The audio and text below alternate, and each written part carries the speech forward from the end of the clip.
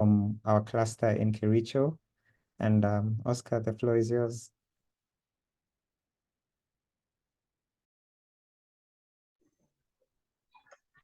Yes, Brian.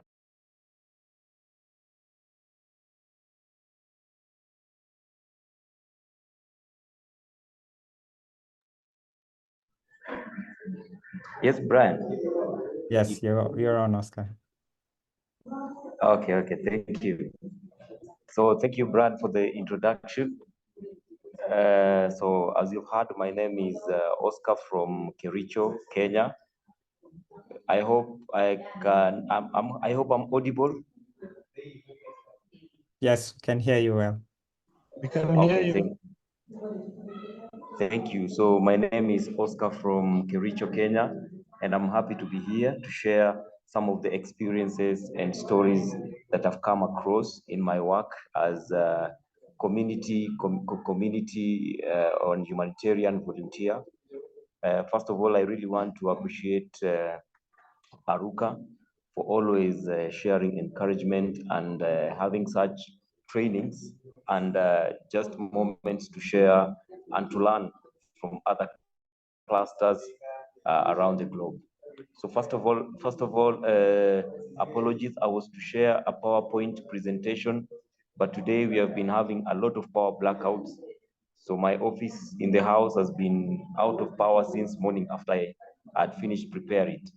But I've shared a document, a PDF document with Brian. I know he will share the screen in a few minutes.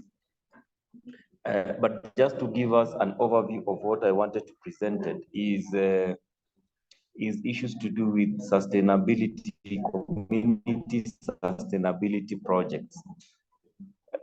We see with this applies majorly in the environment that we live as in Africa environment. From my own point of view, I believe that we have a lot of raw material and resources that are needed to generate income. We don't have to depend on many other people. Like I was so surprised during the floods that really affected parts of Kenya a few weeks ago. We had food that were donated to Kenya.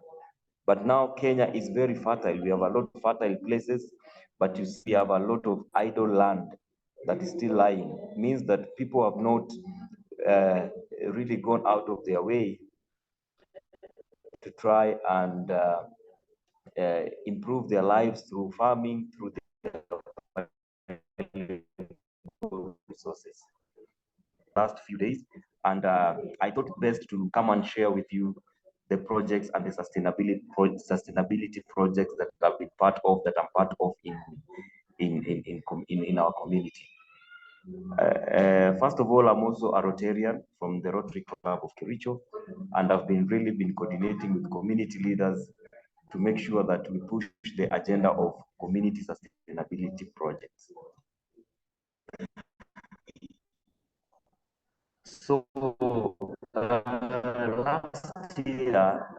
last year during many young people came to me asking me to connect them to jobs because they felt maybe in Rotary Club I have few connections where people can work in hotels, people can work in schools. But now, yes, we know those people, but for somebody to give you work, they have to see there is income being created in their workplace or their company for them to bring people in. So I came up with an idea of soap making, bringing the raw materials, and then we made soap, the liquid soap especially. And then I had around 12 to 15 young people between the ages of 19 to around 26, 27. So most of them were even were married. Others had married, but they didn't have a stable income where they can say that this is what fits my family. So what I did is that I brought them together. We sat down. We came up with ideas. I tried to open up their mind. We came up with ideas on how they can be sustainable. So one of it, we said it was soap making. soap making, we just buy raw materials and then we come and make soap, and then you sell. It gives you 200% profit from what you have already used. And then at the end of the day, I even gave them capital to start off in the beginning. The project is still going on. Right now, it has employed 6 ladies and 3 men, and they sell soap. They have customers or clients who buy their soap, because now what I did is that I buy the same soap from the market, and then we came and compared. We said, how can we improve our product? How can we add value to make it different from what it is at the market? So we noticed that the product at the market, yet it is liquid soap, but it is very soft. It is very light. So I told them, now let us make our soap heavier so that at least we can maintain our clients. And the project has been going on very, very well. Another project that I started with the youth is flour making. So we could buy sorghum, millet, maize, and then we mill, and then we mix them. It becomes very nutritious, and then we double the price of what we have, or we have. So you see, this project provides 100% of the profit, 100% of the profit. So the project is still going on. Now, there are some things that I learned while doing this project, is that people, especially the young people, they need immediate success, or immediate income, or immediate impact. Most of them do not have the patience to wait for results to come. So you tell them, you go and market this product around the streets, around the market, around the residential areas, but you find them, most of them, some are even selling, and then they keep all the money plus the capital, and then they come and ask you, now, can you give us more money for the capital? And you ask them, now, where is the other money that you generated from selling the soap? They say they used it. So that now brought me to the issue of financial literacy education, whereby I sat down with the youth. I brought somebody from Rotary Club who is familiar with finance. We sat down. We trained them on financial management, especially in entrepreneurship and business. If you're using capital and you sell, you have to recover the capital first, put it aside, and then now this profit, you see how you're going to divide it, how you're going to pay yourself, and how you're going to save. Or you invest the profit back to the capital, so that in the next production, you maximize or you increase the production. So the major challenge I saw was the quick results. People want quick results, and then they are impatient. And then I discovered that many people believe in employment. Many people believe in employment. They don't want a situation whereby they can start growing from earning some coins and then developing step by step. They want to be employed immediately and get paid at the end of the month, and that is how they want to sustain their life. So we need to develop. Now I started creating this notion of self-employment, because in self-employment, you are able to increase your capacity to do more business. Now that is part of the group that I'm working with in the church. And then we have another group that you're working with from Rotary Club of Kericho. Now this group focuses on table banking and permaculture. I know if you've heard about permaculture, whereby you can have a small farm, but from this farm, you are able to make it sustainable. You have there's a way you get water, there's a way you plant vegetables, there's a way you plant there are all those things that really sustain your life. you can use a small piece of land, a plot of land, to make it more sustainable, to give you food all through. You'll never buy anything. So we are working with a women's group in one of the rural areas in Kericho. It was introduced to us by somebody, so we are really guiding them on how they can really be sustainable in that small farm. So, but one of the disadvantages that I saw from the women group, the widows and the single mothers suffers a lot, because agriculture doesn't give you results immediately, something that you have to wait.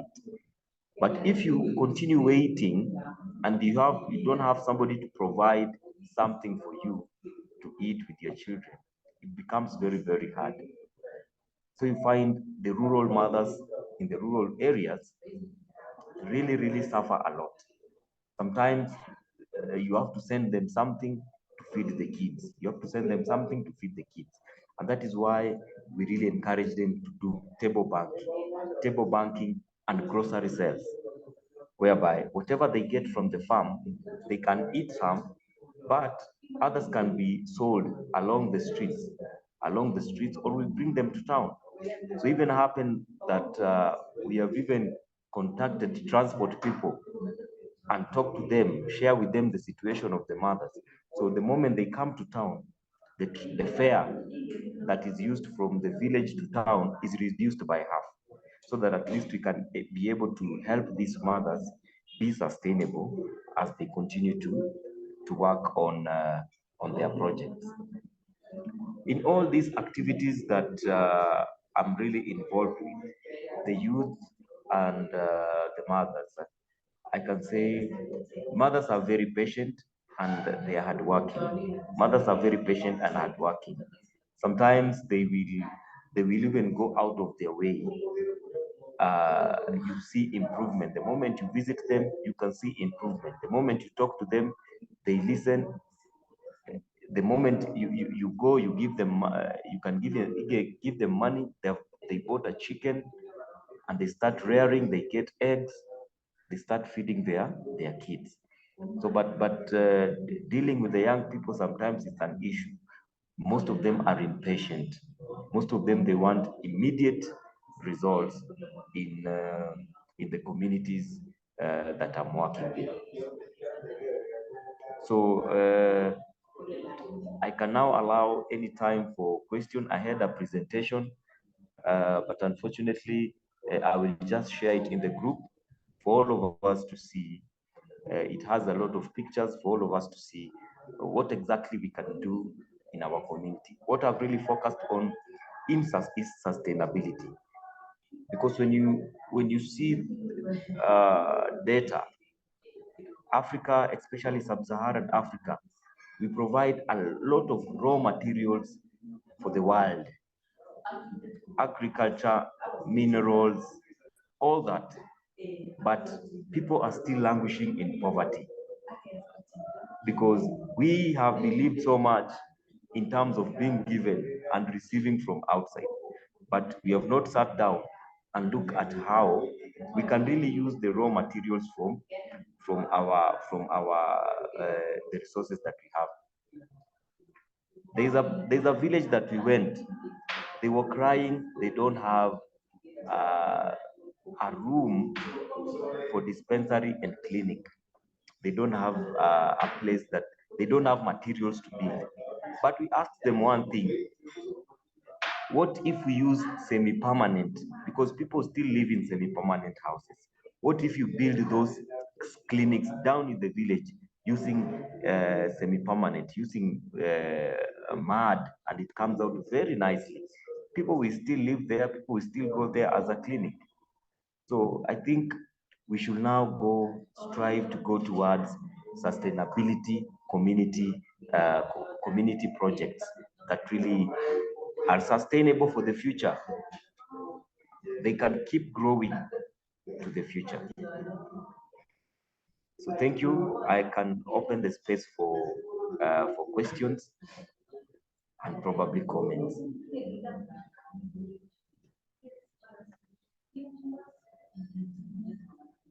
Well, thank you, Oscar. I like how you started by saying that we have what it takes to just bring the change that we want. So whether that's raw materials, whether that's ideas, we don't have to wait and rely on people from outside to help, but we can come together. So yeah, again, if you have any questions, just feel free to put them in the chat, and Oscar will have a go. Oscar, I was wondering, you've mentioned, well, a couple of projects that you've been involved with. And I'm just curious, for example, with the soap making or making flour, how did you get to the conclusion that we are going to start making soap? And maybe to humor us, what's the process of creating soap? Yeah, that's a good question. Now, I sat down, I came with many ideas. But now we did what is called ideology analysis and looking at the available materials that we have, and also looking at the needs of our target market. We saw our need in the church. We already have, let me say, we already have a ready market because we have people in the church and what they need daily. So when we sat down, we saw that soap making is easier to make. And then from the calculations that we did, we saw that when you use a certain amount of money and then you sell all the soaps, it's going to create 200% profit. And then now the packaging. The packaging, what we did is the packaging, we use water bottles. It's like we are recycling the water bottles. So it's also part of environmental sustainability, whereby the water bottles are not dumped along the streets, are not dumped anywhere. So we assigned people to go and collect them. We even talked to hotels, whereby whenever they have seminars, they can contact us, and then we collect the water bottles. So that's because it was very easy to get them. Now, when it came to now repackaging of the flour, we saw the need whereby we were really targeting mothers with babies, and we really wanted to improve issues to do with healthy food, healthy meals. So that is how we came up with the issue of now, when you see mothers, people complain that they don't have time to go and buy all these things. They don't have time to go and buy milled maize and then mix them and then mill them and then take it to their home. So we wanted to make work easier for them, whereby we have people who go buy, mill them, mix them, mill them to the correct standards, and then repackage. All the repackaging are shared in the slides, repackage, and then now on Sunday service, they can sell to church members double the price because of the value addition. So what I really also focus on is value addition from this product that we have. How are we going to add value so that at least people feel there's a difference in what we are offering? Great. I love the fact that you've said that it's about making things easier for other people, and that's where I believe the opportunities lie. So thank you for sharing that. I have an extra question, and I can see Dominic has raised his hand. So I'm actually going to let Dominic go first, and then I'll probably ask mine later on. Dominic. Thank you so much, Brian. Thank you for coordinating in so nice way. My name is Dominic. I'm in Kitale. Thank you, Oscar, for the presentation you've just made. It's very detailed, very progressive, and indeed very creative. I just have a question around the product that you guys have come up with, specifically the detergent and equally the flour. Have you come to a place where now the authority is concerned with the standards and registration of the product? Have like come around to interfere with you, ask you questions, and push you around? And if not, are there kind of plans that you have to shield off any kind of any kind of interference from the authorities, take care, say the Ministry of Health and so on and so forth, so that when we do the products and sales, we are there to ensure the standard.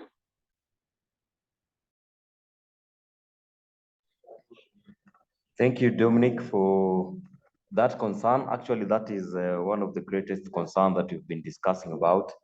That is about registering the products, the names, and the processes with the concerned authorities. That is the Kenya Bureau of Standards and other related authorities.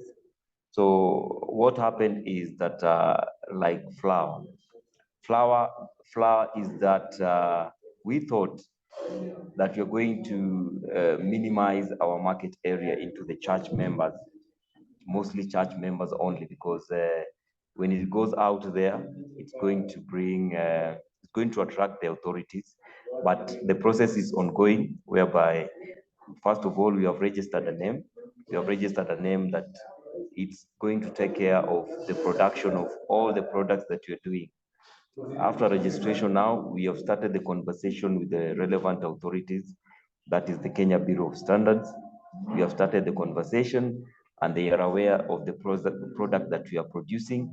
So right now, next week in early June, we are meeting with the representative of the authorities within Kericho, within this region from Nakuru, so that we have had a conversation so that we can start the process of paying and getting the code for the different products that we are producing. But these are things that are used, let me say, domestically, like the soap, and especially the flour. People take it, so it's very crucial that anytime that these things are produced, they are up to standard, so that it cannot affect people, it cannot affect people who consume it, cannot affect the end consumers. So the process is ongoing, and they are aware that our market is limited, so that we cannot have we cannot spread it out there, yet we don't have a code. So, but our market is really limited, especially church members, because we usually have around 200 people, which is enough at least for them to promote the young people. When they buy 200 people, when they buy at least 70%, they usually buy the products. So it becomes very beneficial to the youth. Back to you, Brian. Thank you, Oscar. Yeah, definitely important to make sure that the products we have go through safety checks. Well, Ted's sharing a really good story in the chat. He says that there weren't any clinics in the Himalayan mountains, but there were large potato stores, and they were made of mud walls, and they converted those into simple clinics. And because of that, thousands of patients were able to be trained community health workers.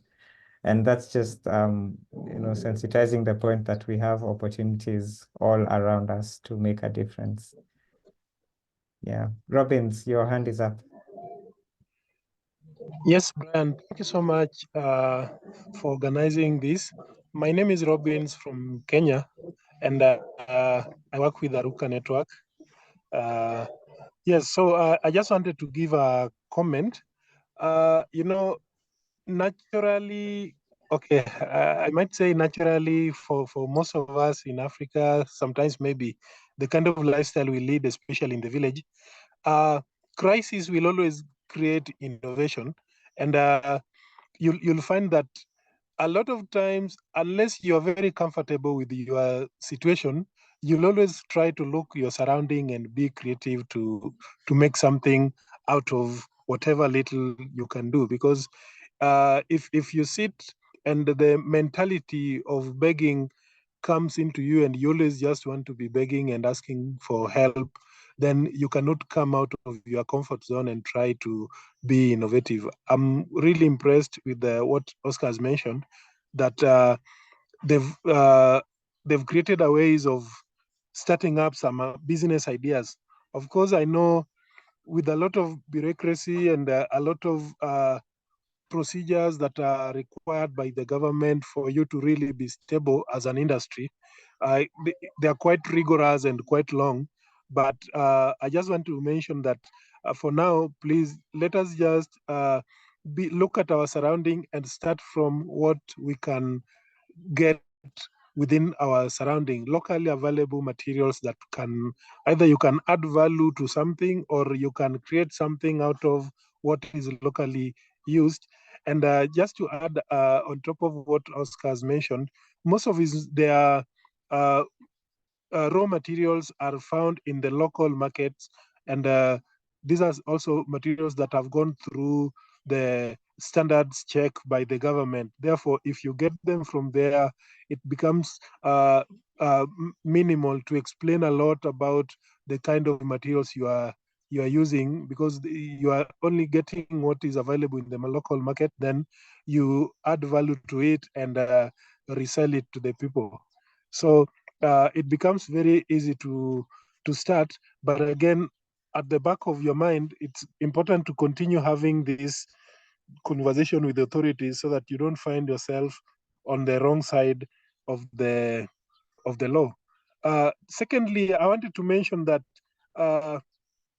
some time back, I think we came up with a small document called BMC, which was a business model canvas. And in the business model canvas, it's a small summary of that can guide somebody, whether regardless on your level of education, on when you want to start or you want to do business, areas you need to consider.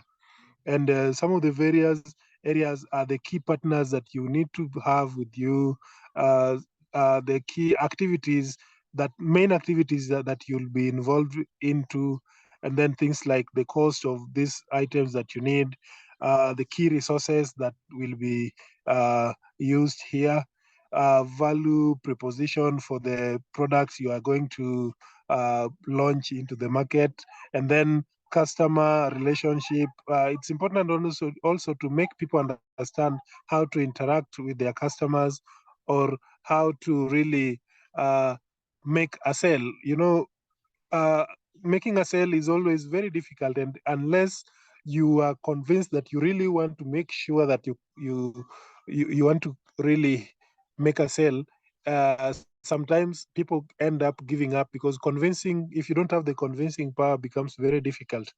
And again, your channels of distribution of how your product is going to reach the market you're targeting, and the revenue you'll generate out of it, and how you'll be paying taxes. So these are small but very sensitive areas. Sometimes if we use the English names or descriptions, they sound really ambiguous. But if you now break it down to the level of a semi-literate person in the village and put it in a language that they can easily understand, you will find that some of our grandmothers were never literate, but they were very good business people. And even today, we can still go visit them and understand the way they've been sustaining their businesses. And we realize, even with very little or no class or education they had, they are still able to really make a life out of the little things that they have.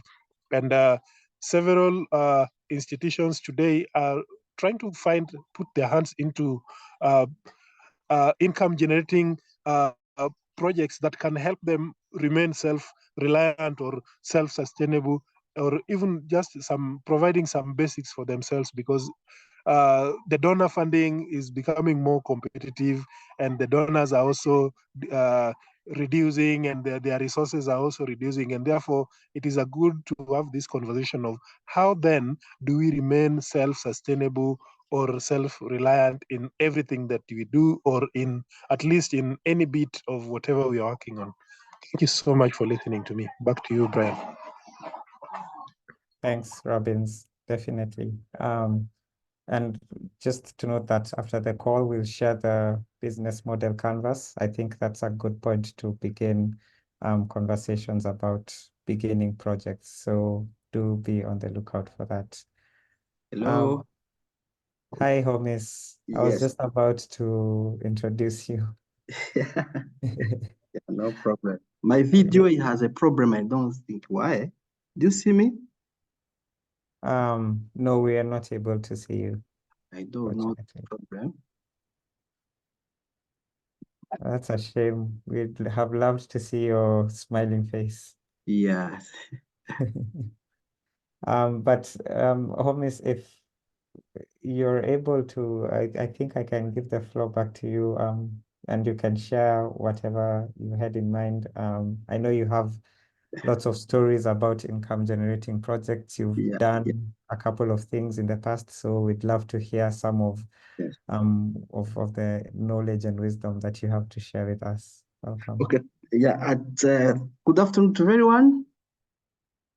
So it's my pleasure to be with you this evening and to share with you some projects you have in Rwanda cluster. I can maybe share my screen.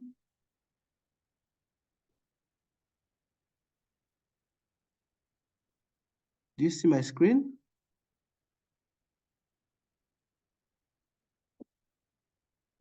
You can activate my.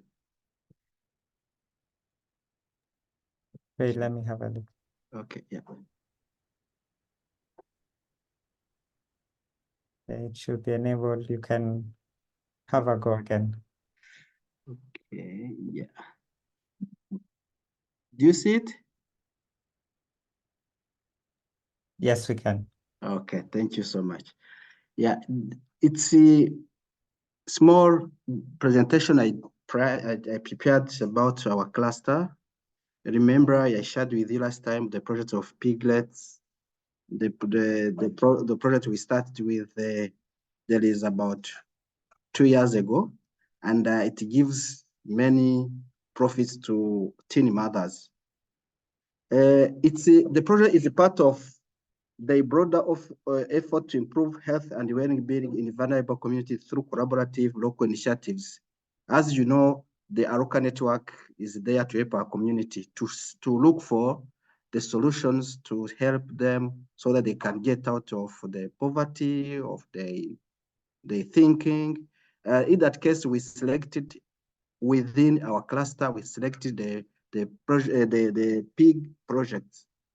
This project is designed to empower teen mothers by providing them with vocational skills, specifically in pig farming, which can serve as a sustainable source of income and improve the economic status.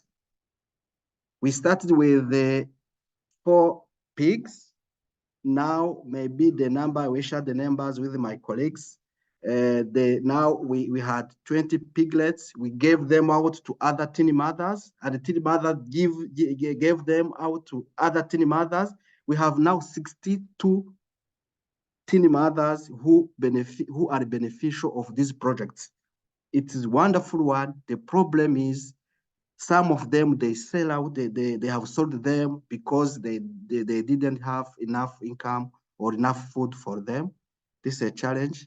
But we still negotiating with new teen mothers so that they cannot sell out those pigs. We have been visited by Clive. Clive is a friend of Aruka Network. He's from UK. I think Dr. Ted know him. He came to visit our projects of education saves lives, where we train people in hygiene, in some diseases, and he was happy to visit our projects. I was with him, and this is Richard. Richard is one member of our cluster. It was wonderful to see how the project is going on.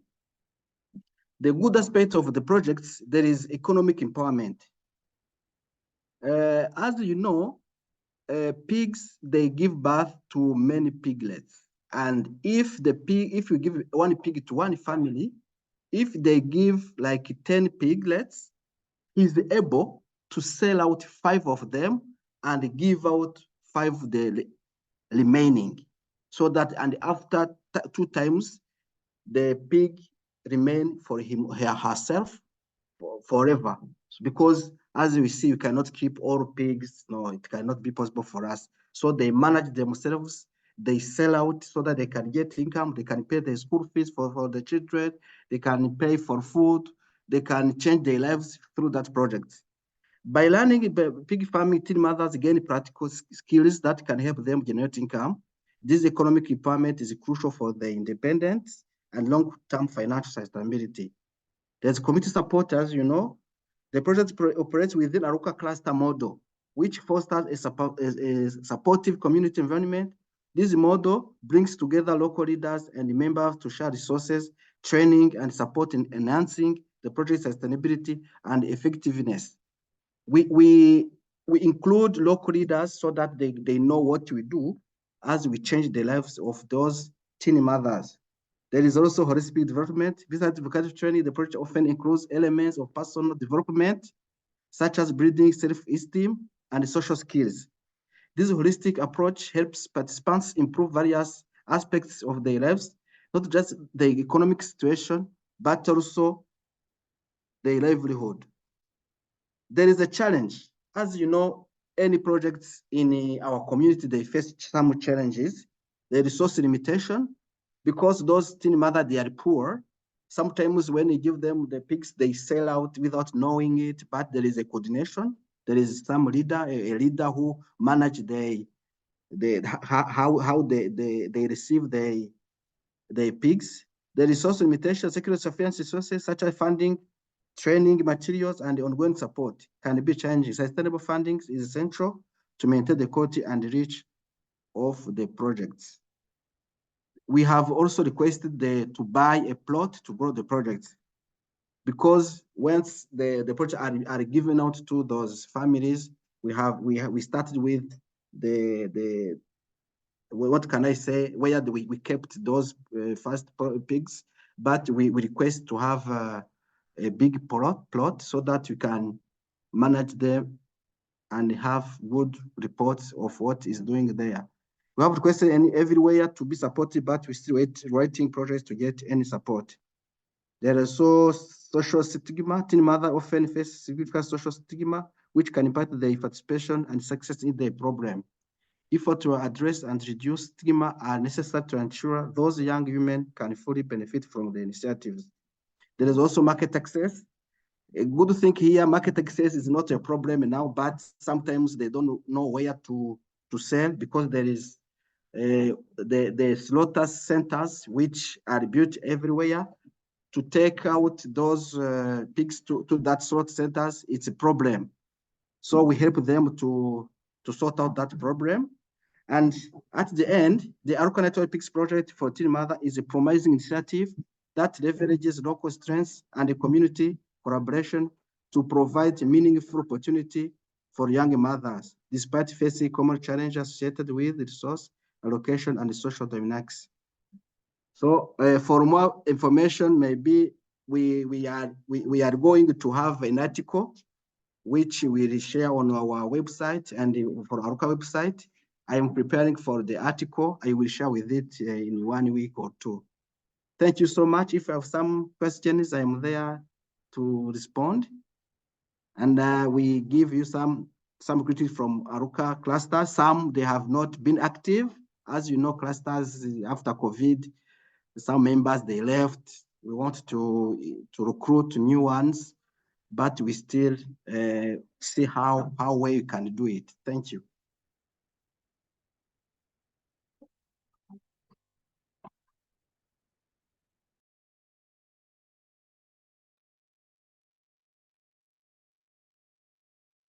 Thank you, Homies, for sharing. It's quite a wonderful project that you have going on.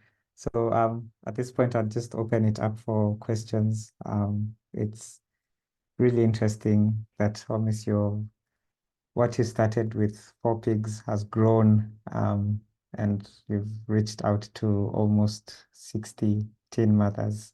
So that's a wonderful, wonderful initiative. And again, just goes on to show that we can start with whatever we have on our hands.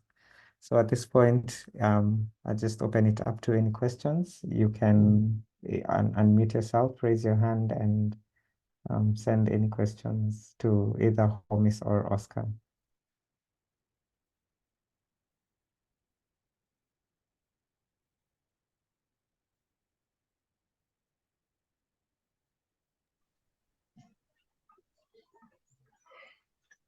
Brian, I just want to ask a general question. I'll be glad to hear from various people that are attending this meeting how the various communities they live in or organizations they could be working with are currently trying to create some source of income to ensure that they are able to have some sort of a sustainability. How is it working out for the different people? Maybe we can take around and share our stories.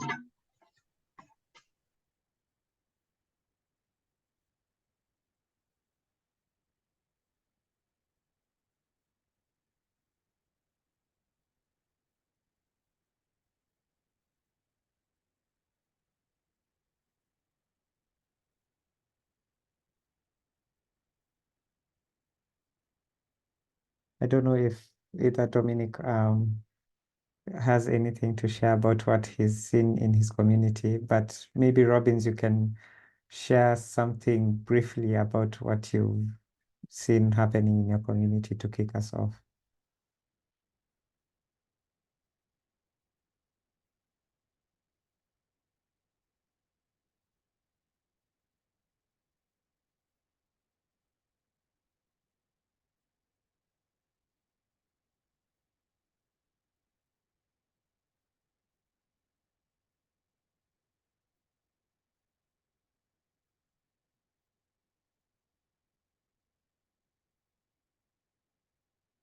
Robbins, are you there?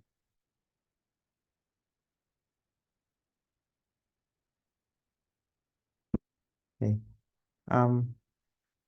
Just as people are thinking, I would maybe have a question for Oscar.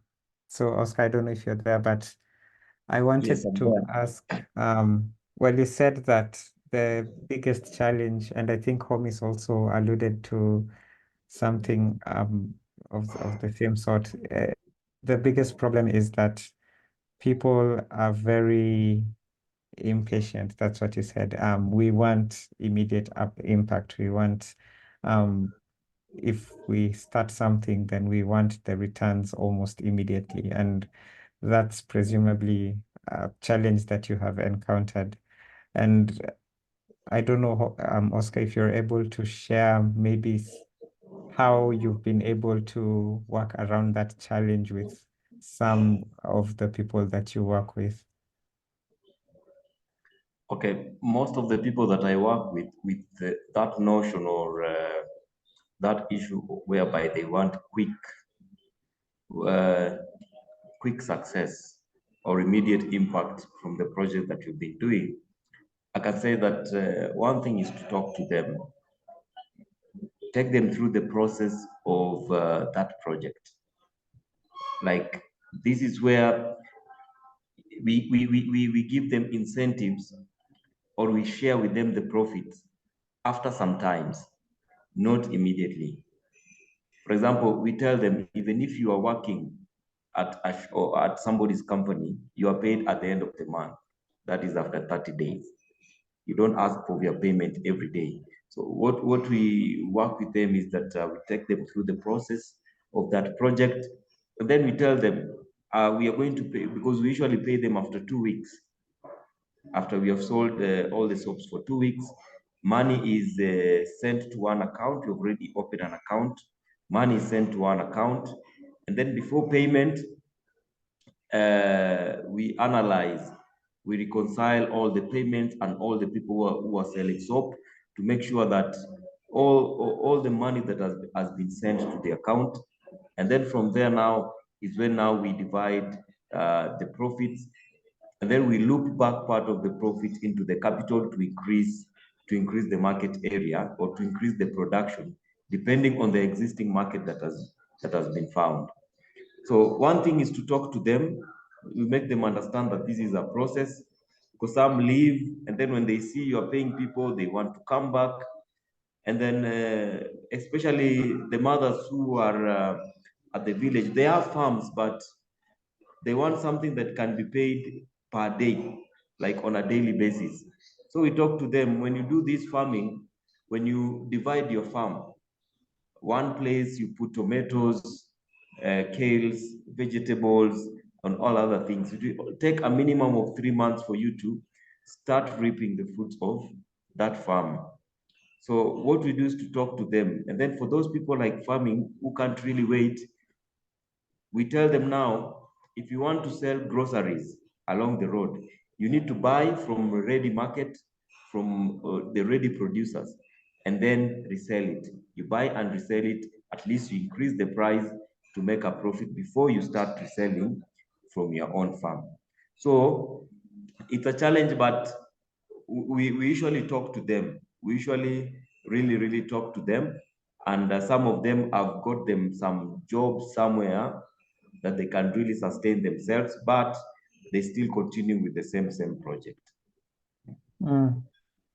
And just the fact that we know the situation in Kenya and probably other countries in terms of employment being really hard to find, do you think that this will be the way to go for people? Instead of seeking employment opportunities, then the conversations should begin revolving around how then do we look for opportunities to generate income for ourselves and our projects? Yeah, I think this is the way to go, because it's about creativity and innovation. How do you use the skills that you have to create something for you, for yourself, or to innovate something that will bring income back to you? Because it's all about, again, value addition. Because we gain income when we have added value to others. So what I usually insist to most of the youth in the church is that, first of all, before you complain there's no work or there's nothing you can do, add value to yourself by gaining more skills. That is the internet skills, technology, if you can be able, any type of skills. And then now, when you add value to others, the feedback comes in terms of income to you as a person. So what happens is that, yes, I think this is the way to go, how to be self-employed, or how to participate in activities that you are paid after giving back to, after offering your skills. For example, you find there's some people who are complaining there are no jobs. We had gone for a project, a community project, as part of Rotary Club. So we had gone to a community project. So people were complaining. There's a mother who had a child who had done some form of engineering. And then they were telling us, now, if you get some job in town, please connect my son. He can go and do even mechanic on all that job. But looking at their farm, these people had almost 10 or 15 acres of land. Part of the land had been used, but part of the land had not been used. So we told them, why can't you convert this land into income generating activity? Even if you don't have money, you can lease part of the land. You can lease part of the land, and then it gives you money. You start some poultry farm, you start some bird farming or maize farming that will really bring income to their family. So I think most of the people also need to be guided. They also need to be guided. Most people lack guidance on what they can do for them to get income from sustainable projects. But I know this is the way to go. creating projects that will bring sustainability to ourselves and the community at large. Great, and I completely agree. I think we need to change our conversations and our minds need to be open to look beyond employment. Well, thank you, Oscar. Homis, I have a question. I don't know if you're there, Homis.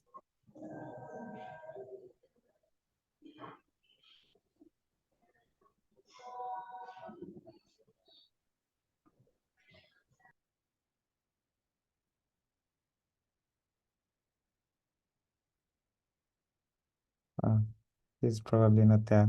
But well, I've appreciated him. Hello? Okay, great, you're Hello? here. Hello? Good, and now we can see you. Yeah, I use my telephone. I'm now out. I'm going to visit someone, but I can follow but without video. Is it okay? I can reply to with the video. Yes, that's fine. Okay. So come again, the question, please. No, I just wanted to find out the returns from the pig project. What are some of the things that the teen mothers have been able to achieve from that? Yeah, the return is a lot because when a family says, I pay now school fees for my kid, in Rwanda, in primary school with uniform, it's about 100 USD a year. So it's a good thing for us when the family change life because they paid school fees for one child, because they pay food, etc. And we see that it's a very, very good change for them. And we see the improvement in their life, how they can laugh with anyone. They are spread. They are so we see the change in many ways, not only for the paying school fees, but also for the community. Okay, well, that's wonderful to hear. We should be nearing the end. So, Ted, you have a question? I just have one brief comment. Say how much I would enjoy listening to Oscar and Boris. That's so interesting and such great ideas and alongside you. So Ed, we are struggling to hear what you're saying. I don't know if it's your microphone or something. I know you have a problem with your voice. can you hear me now? Yes, yes. Okay, I'll try to shout. Just wanted to say how much I appreciated what and Oscar was saying, especially about the whole idea of self-employment. And there's one comment I wanted to make is this whole thing about affirmation and believing in somebody. You know, when Jesus was preaching and when there was people needing to be fed, the feeding of 5,000, Jesus basically said, okay, so what have you got? And he said, okay, well, you use what you've got. And we as fellow citizens, fellow friends, and as leaders, there's so much we can do to help people understand that they can do it. And when we see a colleague or a friend or a family member doing something, we should be not patronizing, but affirming. We could say, it's pretty great the way you've done that. It just shows how much more you can do as well. So always giving the affirmation. And if we've got advice to somebody, before we say, by the way, much better if you did it like that, say, what you've done already is absolutely great. A few more suggestions here might help. And I've seen some really difficult projects in some urban areas of the world where affirmation and believing in people and telling them that they can do it helps them to realize, okay, can I? I'll have a go. And then when they have a go, draw alongside them and encourage them further. So affirmation and self-belief, I just want to leave that idea with it. Thank you. Thank you so much, Ted. Yeah, definitely. Yeah, I think we just need to be nudged in the right direction, don't we? We have everything we need, but we just need to be told that yes, you can do it. And I think that goes such a long way in encouraging people to get going. Yeah. Great. Thank you so much, Ted. Dominic, over to you. Yeah, thank you so much once again, Brian, for the chance to share. You asked us if we have anything to share. And mine will be just observation and a comment. Generally, I think this is a very good concept of engaging the locally available resources to attend to the needs and cause community transformation, as it were. And while we are doing, while we are seeing positive progress, especially from the side of Oscar and our brother from Rwanda, the tangible, the evidence-based kind of progress, it is also very important for us to rather also analyze the kind of transformation that is happening, albeit virtual, intangible ones. What do I mean? At times, we look at the tangible, practicable, the projects that can be seen, but we equally forget about the unseen kind of quantifiable transformation that is happening within the community. We live amongst people who would always want to see things happen, that always see transformation community projects from the angle of finances before ideas. So when you see community or people, group of people are ready to sit down and begin with ideas, and they coin it to be kind of a solution, even before money, even without the resources, that is a very big thing for us to really celebrate, because the true sustainability, as Robin was asking, sustainability is achieved when the mindset is correct, when the perspective is correct, and when the direction is correct. And so we may not celebrate so much about the big and mega things that is happening, but look at this community transformation that begins to change the behavior patterns, that change the routines, the community perspective in terms of development and so on and so forth. So for me, I observe that part of the groups that we are with here are slowly started adjusting, sitting as much as they have not done. So big collective things they are doing at their individual group levels. And that is something that is applaudable. When they can sit down and, begin with the chicks, is a big thing for me.